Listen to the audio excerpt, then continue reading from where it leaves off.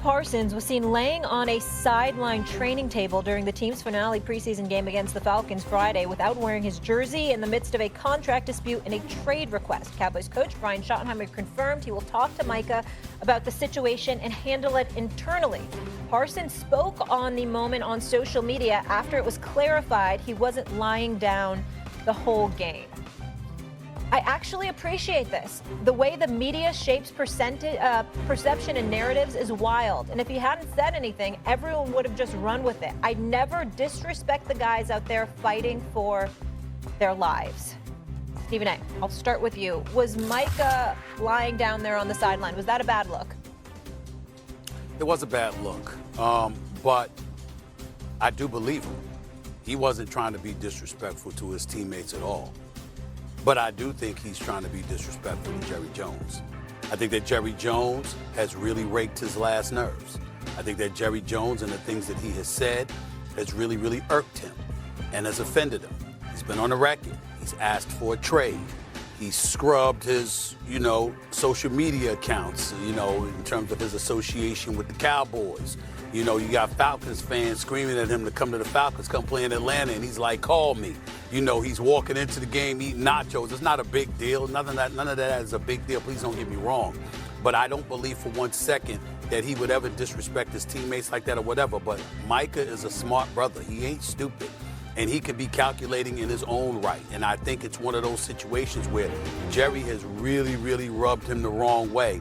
And he wants to let Jerry know he doesn't appreciate it. He doesn't like it. He doesn't respect it. And he is not beyond retaliating in his own way to irk this man as well. I think that's what it's about more than anything else. I don't think this would be something that we're leaning on him in terms of looking at his teammates in some kind of shady way or anything like that. His issue is not with them.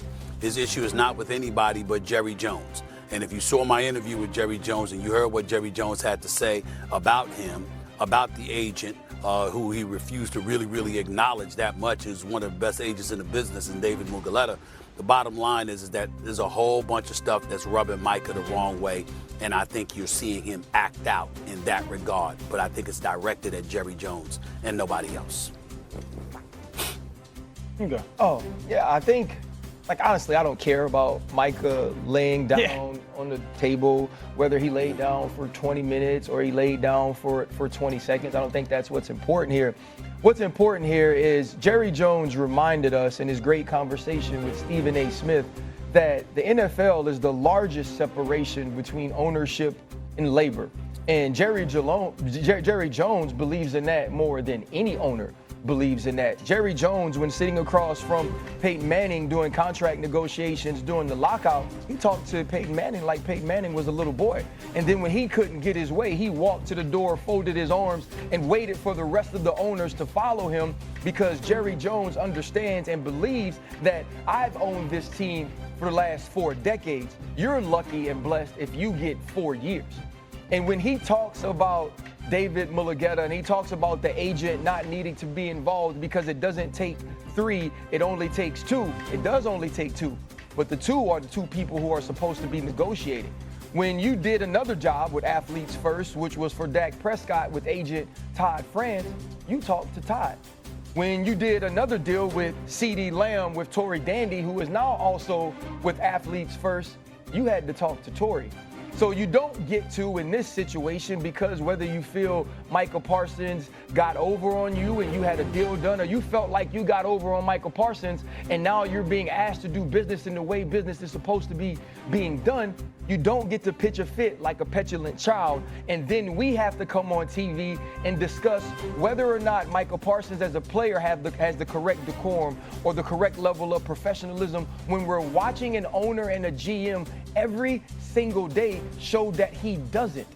And so we've gotten to a point now to where Jerry Jones's personal feelings have now put his team in a position to not have their best overall player on the field night 1 against the Philadelphia Eagles. Dan, how does this situation end? I don't think Mike is going to play for the Cowboys again. Again? Yeah, I just don't. I honestly think, if I'm the Buffalo Bills or the Baltimore Ravens, I'm on the phone. Because if it's as bad as we know publicly, it's probably worse privately. So at some point, it's like, when does it get to a point for Jerry Jones where the player and the production isn't worth it anymore when it comes to the personal dislike, okay?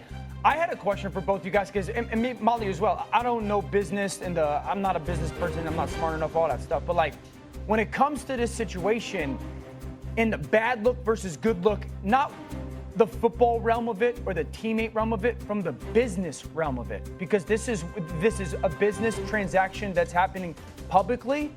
Don't we walk away saying it's a good look? Because it's the message was clear. To me, it was I'm out. The steps for Micah are. So we're not playing games. Like I'm not budging. Well, but this is a public thing, not a private thing.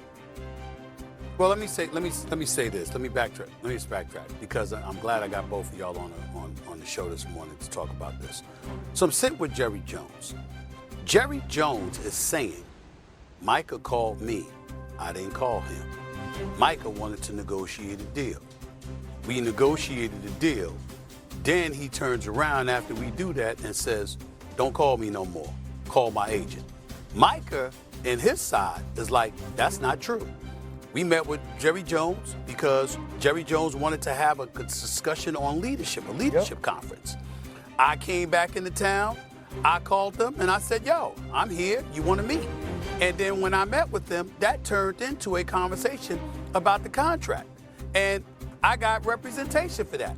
Now, my comments to Jerry Jones was like, this brother was 25 years old at the time.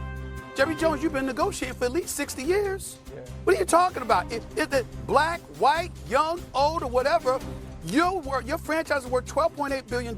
You yourself is worth $16 billion. You are considered one of the elite businessmen and marketers in this country, if not this world. Why are you acting like a conversation with a 25-year-old is a negotiation? And he's saying, Steven, that's the way it's always been. I talked to Dak.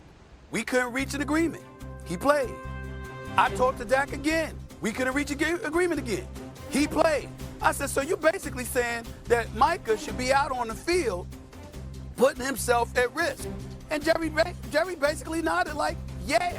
So I want you guys to comment about that, because to me, it's like, where do you go from there? We know that Jerry is wrong because he's 25 years old. Stop it, Jerry. And I told him, he's 25 years old and he's not an agent.